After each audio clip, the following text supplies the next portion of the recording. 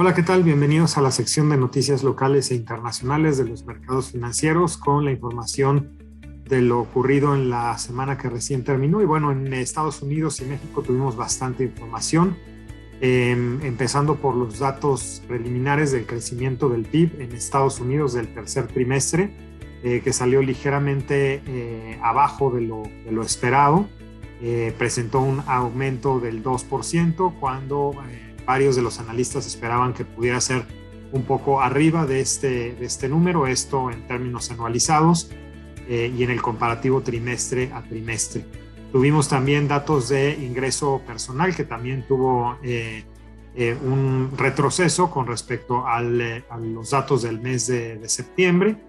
Y bueno, con esto pues son ya 3 meses en donde el tema de ingreso personal disminuye.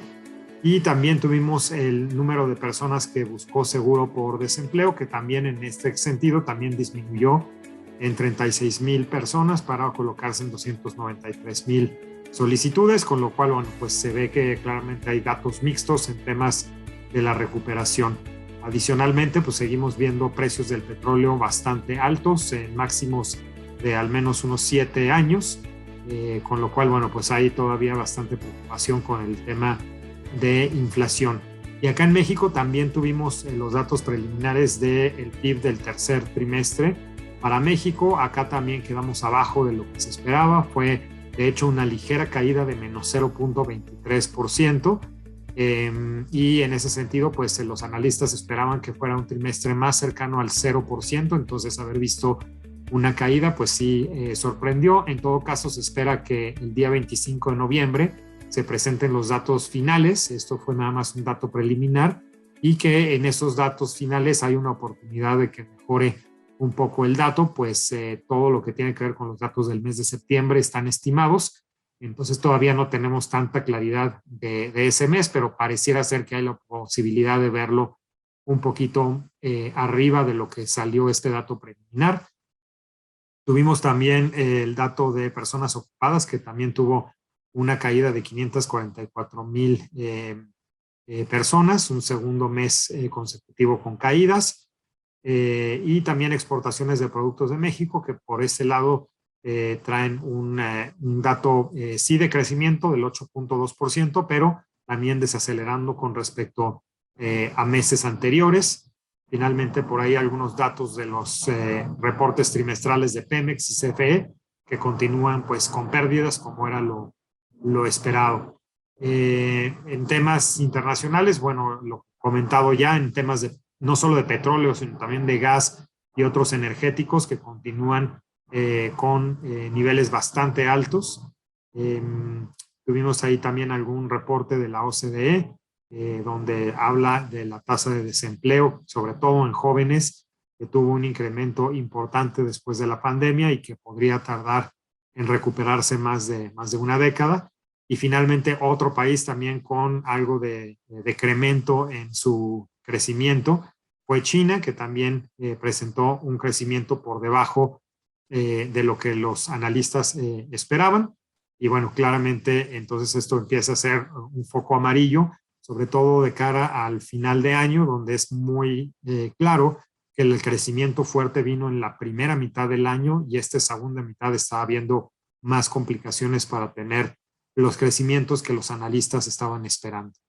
En temas de mercados, pues seguimos viendo mercados accionarios bastante fuertes, sobre todo en el extranjero. En Estados Unidos, el S&P 500 vuelve a romper récord histórico, llegando arriba de los 4,600 puntos. Acá muy beneficiado por todos los reportes trimestrales de varias empresas que están saliendo por arriba de lo esperado, si bien por ahí algunas del sector tecnológico como Apple y Amazon sí decepcionaron, pero decepcionaron particularmente en algunos casos pues por todas estas complicaciones que hay en las cadenas de suministros, pero fuera de a lo mejor estos ejemplos puntuales, el resto de las empresas están reportando bastante bien, arriba de lo esperado, y es por eso que el S&P 500 tiene una muy buena semana.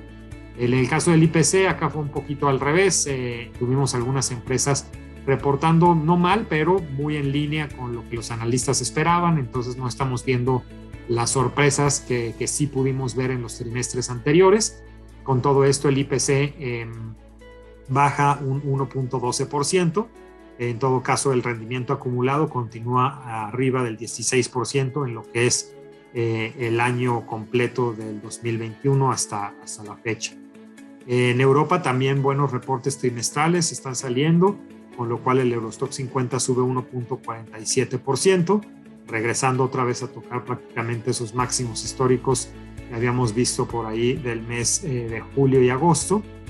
Y en Asia también algo de recuperación, el MSCI Asia con 2.17% de subida, también tratando de recuperarse de las caídas de meses anteriores, y también con unos bancos centrales en esta región, donde acá sí es muy claro que las tasas seguirán bajas por muchos más meses.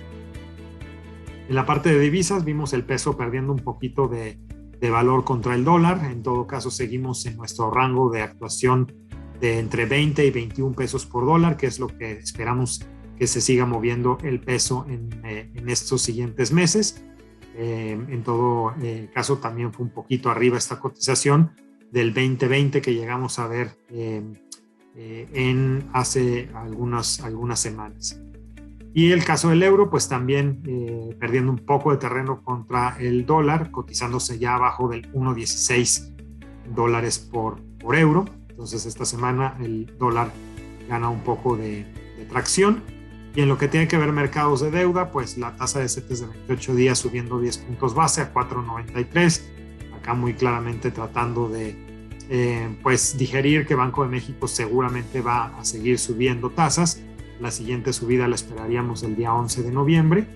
Y en lo que toca a la parte más larga de la curva, ahí sí vimos disminuciones, pensando que todos estos retos de crecimiento que estamos viendo a nivel global podrían hacer que en el mediano y largo plazo los bancos centrales moderaran su apetito de subida de tasas. Fue así que vimos unas caídas de entre 7 y 8 puntos base en la parte media y larga de la curva, muy en línea con lo que pasó con los tesoros de 10 años, y lo cual trajo pues plusvalías esta semana a los fondos de renta.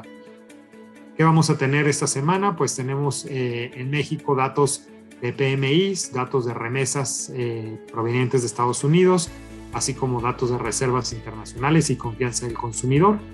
Y en Estados Unidos pues tendremos bastantes datos, sobre todo de temas de empleo el día 5 de noviembre, pero antes de eso tendremos el día 3 pues la reunión de la Fed, donde será importante ver qué mensaje dan, sobre todo con el tema de la disminución de recompras de bonos financieros, con tal de empezar a reducir esta liquidez, y donde estos bonos empezarán probablemente a tener menos compras por parte de la Fed. Eso será importante de ver cómo lo comunican este día 3 de noviembre, y bueno, adicionalmente algunos datos también de PMIs y órdenes de fábrica. Eso es lo que queríamos compartir con ustedes esta semana. No olviden revisar nuestras redes sociales y nos vemos por acá la siguiente vez. Que estén muy bien.